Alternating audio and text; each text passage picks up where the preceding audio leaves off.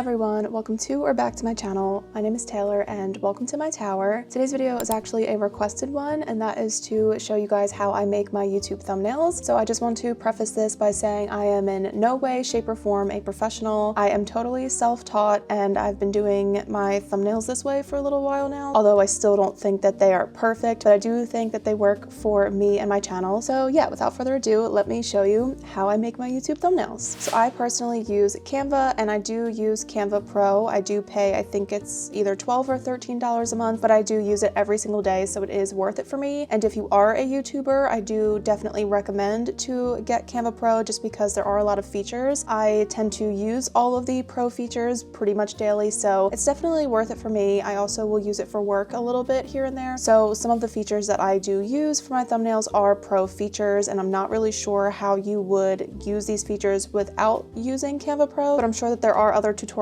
out there that will show you how to make thumbnails with Canva for free, but I still just want to show you guys how I make them myself. So as you can see on the screen, this is my Canva homepage. So every time I make a thumbnail, I just go right here to YouTube thumbnail. The dimensions are 1280 by 720. So either before or after all of my videos, I like to pose and get my thumbnail. That way I have a very specific photo to work with. And then I go over to Canva, I'll go to uploads, and it's always a screenshot on my desktop. So I'm just going to go ahead and hit open. So now that my photo is uploaded, I'm just going to select it, and that will add it into my frame here. And then I just like to drag it and make it fit the entire length of the frame. And then the first thing that I do is I always duplicate it. So that's just going to be this button right here. So I duplicate it, I'll drag that down just so I know I'm working on this layer. And then I go up to my first Canva Pro feature, which is the background remover. I use this every single time. So as you can see, it did completely remove the background. So I'm just going to leave this one here for now. And I'm going to tap up here and hit edit. The first thing that I like to do with this back feature is I always blur it. So I'm just going to go down to effects, over to blur, and then I click on whole image, and the intensity that I usually prefer is 20. And then I'll click back on my top layer and I will drag that into place. So you could either leave it like that way you know that your subject is, in focus and your background is blurred. I like to take this a step further, and I always like to add a glow behind myself because I think it really separates me from my backgrounds. And to get that glow effect, it's going to be under effects, shadows, and then it's under glow. So the problem with glow is that it shrinks you, so that way you can get that glow background, and sometimes this can get a little finicky. I notice that when my hair is either out of place in some parts, or if there's just something where like the background is a little bit more see-through, it gets a little bit harder to detect. But I do think that this photo is fine. Like, my hair is down. I notice sometimes when my hair is up, it has a hard time catching on my hair. So I always go down to the color and I just drag this up to pure white, which is hashtag F 6 times. And then I go down to intensity, and I like to have this up to 100. And then sometimes I will just kind of play with the size here. So I feel like that looks pretty good. And then I'm going to drag this to make it fit on top of my background. Right, so that is looking pretty good. I can't see any other parts of myself from that first layer. So now I'm going to click off of this. So now my photo part of this is done. So now I'm going to add my text. So I just go over to the text panel, I just click add a heading, and then I will type in the title of my video. So this one is called How I Make My Thumbnails. And then I select all of the text by going to Command A, and the font that I am currently loving to use is called Shorthand. So that's going to be under my recently used. I think it's really important to establish a font that you really love and something that you think you could be consistent with. I have gone back and forth a lot in the past with different fonts, and this is the one that I'm really liking. It feels the most like me. So this is just the one that I'm currently using. And then I always like my text to be white. So to change the color of our text, it's going to be right up here along the top. You'll see like the A with the rainbow. It will say text color. And then I just go right over to white. And now how I add that kind of outline to my text is I go over to effects up here. And then I like to use the one called outline. And for Vlogmas, I've been doing all of my outlines as the basic red that is always included in here. So if you scroll down under solid colors, it's this one. It's titled Bright Red. So I'm just going to click on that.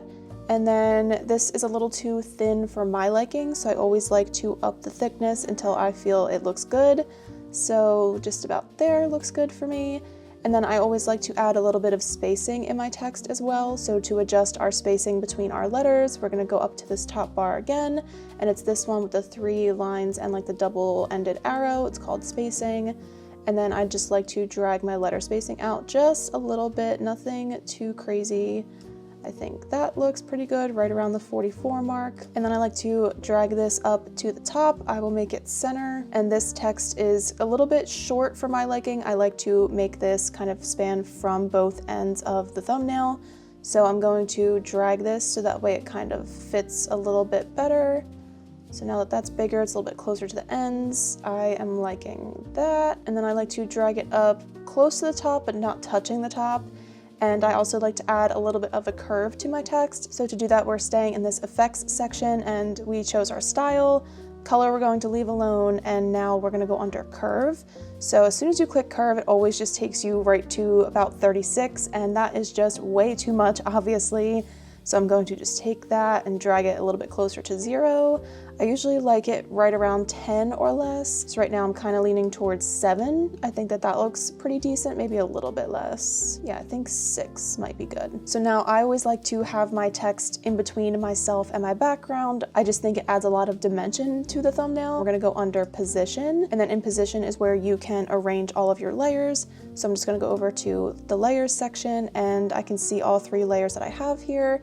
And because I want this one to be in the middle, I'm just going to drag it and put it in the middle. So as you can tell, it really didn't make that much of a difference, but you can kind of see how my head protrudes a little bit past the text. And like I said, it just adds that little bit of dimension that I like.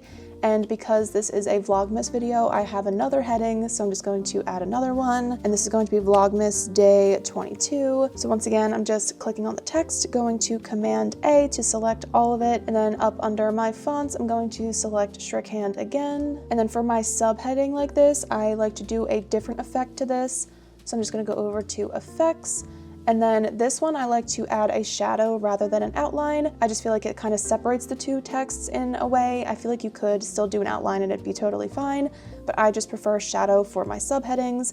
So once again, I'm going to select that bright red color, and I'm going to make the transparency 100. So that is everything that I do in terms of stylizing it. And I'm going to add the curve to this again. So I know that we did 6 for our header. So now for our subheading, we're going to do the same. Going to shrink this down a little bit.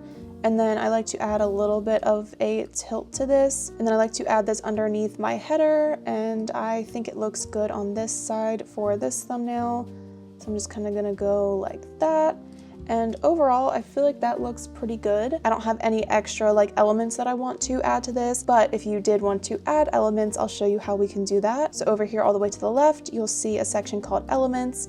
And what's cool about paying for Pro is that you have access to like everything in Canva's library, which is really cool. I know that they do have some Disney features, so I can just type in Disney, we can see what they have. So you'll see it gives you options for graphics, photos, and different audios, but obviously this isn't a video, so we're not going to use any audio, and I don't want to add any more photos, so let's go take a look at the graphics options. So as you can tell, everything with this crown is going to be something that is included in a Pro feature. So as you can tell, none of these are necessarily Disney licensed graphics, but they do still sometimes have really cool options. So I'll show you like the castle one I've used before. So I have used this castle in my thumbnails previously, and you can still do everything that we've done to the actual thumbnail. So you can add like shadows to this. I could add an outline if I really wanted to. Usually when I do add little graphics like this to my thumbnail, I always like to add a little bit of an outline just to help them pop a little bit. So this is what it looks like with that little bit of a white outline, and I feel like that always helps to just make my elements pop. So I'm gonna go ahead and remove that because I don't want that there. And this is a pretty straightforward thumbnail. I feel like sometimes I do like to add a little bit more here and there, but something else I like to do when I'm done is I will just go ahead and adjust the coloring of myself. So I'm going to highlight this layer by just selecting it. I'm gonna go over to adjust, and here is where you'll see everything I can do to adjust the color of this. So I like to go under brightness and make myself just a little bit brighter. Sometimes I'll add a little bit more contrast, but I feel like my hair already looks kind of dark, so we'll kind of leave that as it is. And then maybe a little bit of saturation, but I feel like I already look kind of pink, so I don't think I need any more of that.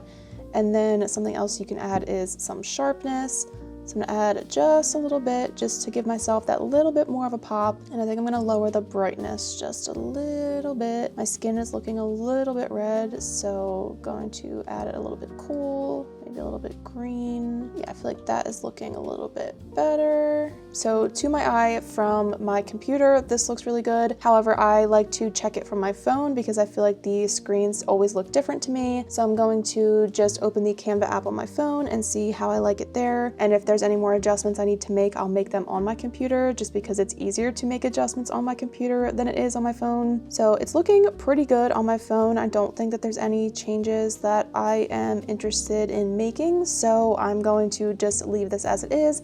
So what you could do on your computer is you could go to share. So you could just go to download and it will download it as a PNG typically. And I'm not going to download this from my computer because I download it from my phone because I always need my thumbnail saved to my device because I upload it to Instagram when I post my YouTube videos as well. So I'm just going to download this as a PNG onto my phone. And that is pretty much it. So I would argue that it is really important to have an eye-catching thumbnail. I feel like it needs to be shot in bright lighting. If you have any other questions, please let me know. I hope that you enjoyed and found this video helpful. If you did, please give it a thumbs up because it helps other people to find my channel. Also be sure to subscribe for more vlogmas videos coming your way, and I will see you real soon.